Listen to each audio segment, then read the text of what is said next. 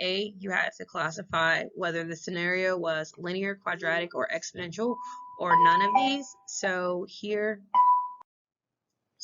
are explanations as to why, which are which. So as you can see, number 1 represented by an exponential. Number 2 is represented.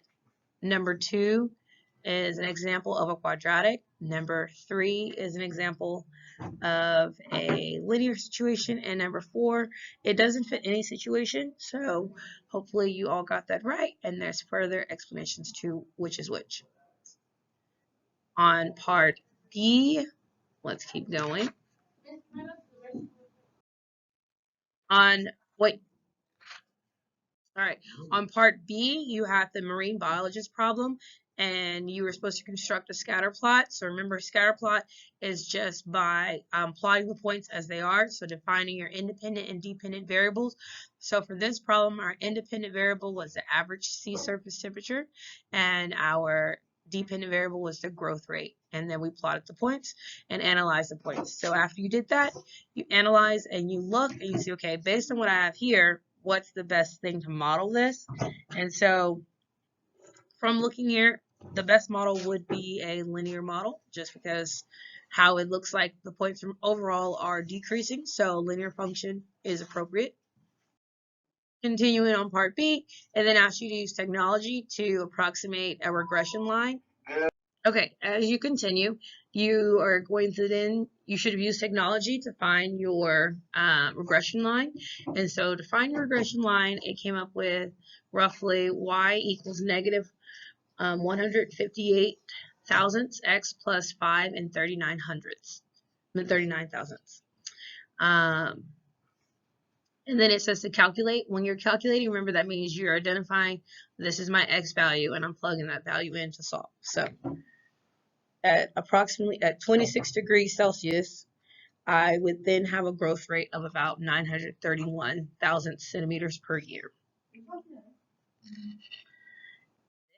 On part C, this is where we're talking about our compound interest formula. So going back and making sure you have that formula on your note card if it's something you can't remember. But using the compound interest formula, it says determine the total amount of interest that has accrued on the loan. So you write your exponential. So I wrote my exponential with my compound. And so since it was compounded annually, notice how it's just 0.0275 into t. There's no n.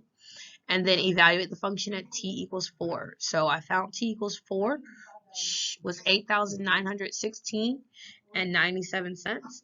So then about how much interest was charged from beginning to then was 916 and 97. So this was a matter of plugging in and solving the value and then subtracting to find the difference. Okay. On part B, you are trying to determine if your friend is correct. So is your friend correct about there being an 11% growth? And so in order for there to be an 11% growth, you can calculate the difference here. So what 11% growth meant that I would have had to earn more than the amount that was given. I'm sorry, I had a brain fart right there. So our interest actually owed is 11.46% over the original amount of loan. So it's more of it's almost, but not quite, an 11% growth. And then on part C, you were choosing a loan from a different bank, and their bank is at 2%. And so you were calculating what at 2% compounded twice per year. So you were figuring out how much that estimate would cost and how much you will owe after 4 years. Okay, so we're going to continue with part D.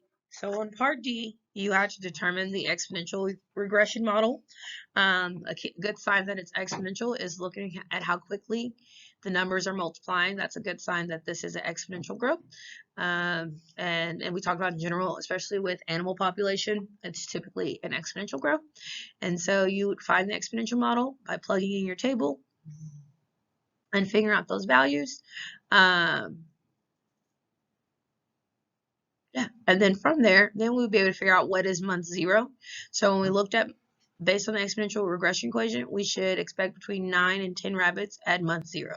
So it's somewhere between 9 and 10 after we create our model. So in our table, we only could graph 2 through 8 and go from there.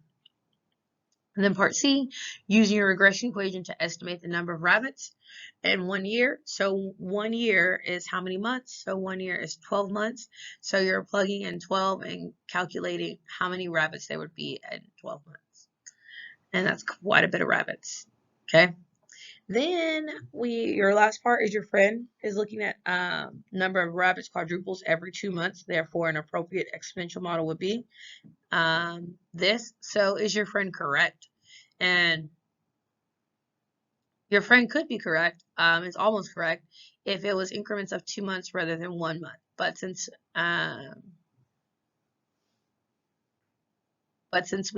it's 2 months being reviewed here, the increments that we're counting by is different, and so that's why the model numbers, why your friend isn't 100% correct, because it's not accounting for the fact that we're counting by 2s and not by 1s.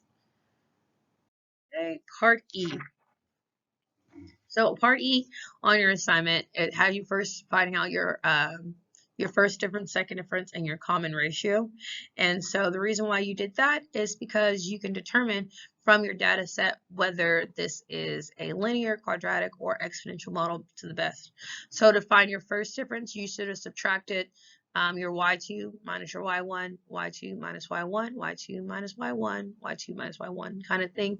So the second y minus the first y followed and repeating that pattern. And if, remember, your first difference is not the same, then, or close to being the same, then linear may not be the best model, right? And then you could have found your second difference. If your second difference was roughly the same, then that means a quadratic function would be the best model.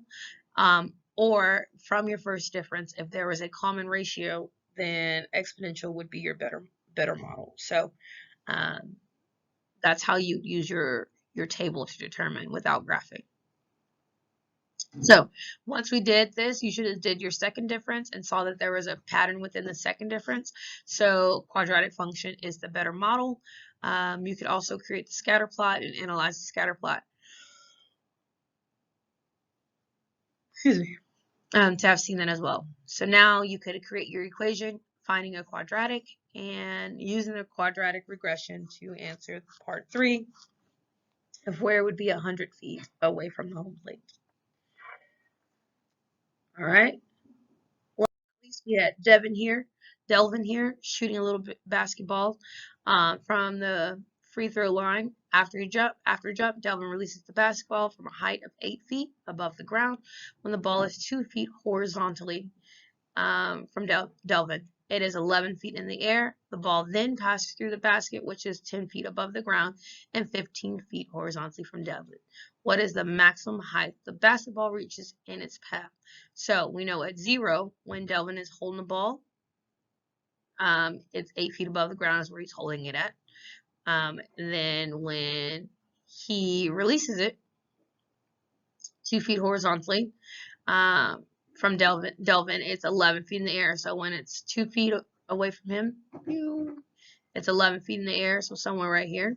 And then when it's 15 feet away from him, it's in the basket because he made his free throw. So that's the table you would have created. This is the sketch of the model. So like this is him shooting that you would have created.